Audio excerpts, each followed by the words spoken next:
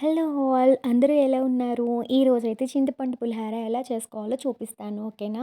ముందుగా అయితే చింతపండు తీసుకొని అందులో కొంచెం వాటర్ పోసుకొని స్టవ్ మీద పెట్టుకోవాలి. కొంచెం లైక్ అది మెత్తపడిపోతదనమాట ఈజీగా. మన దగ్గర యాక్చువల్‌గా అయితే చింతపండు నానబెట్టుకోవచ్చు. నానబెట్టుకొని నానేంత టైం లేకపోతే అలా హాట్ వాటర్‌తో కూడా చేసుకోవచ్చు. తర్వాత ప్యాన్‌లో ఆహ్, ఆయిల్ వేసుకొని ఆవాలు, జీలకర్ర తాలింపు దినుసులు వేసుకోవాలి. తర్వాత కొంచెం కరివేపాకు, పచ్చిమిరపకాయలు వేసుకోవాలి. పచ్చిమిరపకాయలేంటంటే ఆయిల్‌లో వేస్తే బావుంటుందనమాట. సో, అందుకని. తర్వాత కొంచెం ఎండుమిరపకాయలు కూడా వేసుకోవాలి. నేనైతే 2 వేస్తాను బావుంటుంది చాలా.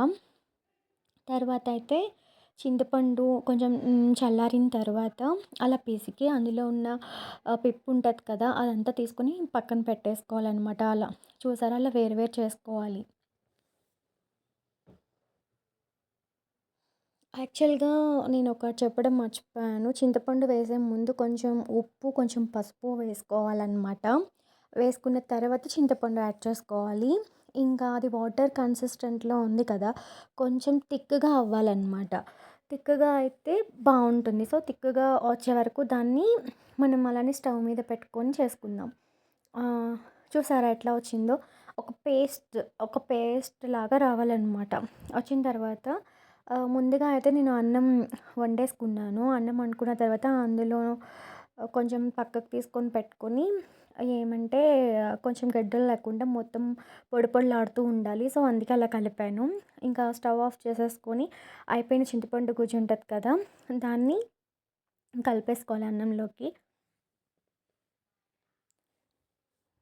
యాక్చువల్‌గా అది వేడి వేడిగా ఉంది. సో, నేను వేడి పట్టలేకపోయాననమాట. అందుకనే అలా కలుపుతున్నాను. యాక్చువల్‌గా చింతపండు పులిహోర మా ఫ్రెండ్ అడిగింది.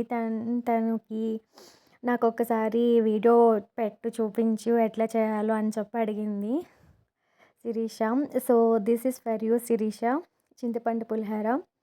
తర్వాత నేతిలో వేయించుకున్న ఏరుశనగుళ్ళు, జీడిపప్పు వేసుకోవాలి. జీడిపప్పులంటే మా హస్బెండ్‌కి చాలా ఇష్టం. అందుకే అన్ని వేశాననమాట. ఇంకంతే ఫ్రెండ్స్ అయిపోయింది. ఈజీగా చింతపండు పులిహోర. అసలేమి ఎక్కువ టైం ఏం తీసుకోదు. చాలా సింపుల్ అనమాట. అన్నం ఉడికిపోతే గనక అన్నం అయిపోతే వితిన్ 5-10 మినిట్స్‌లో అయిపోతుంది. చాలా ఈజీ. ఎవరైనా కొత్త వాళ్ళు చూస్తున్నట్లయితే please do subscribe. Bye bye.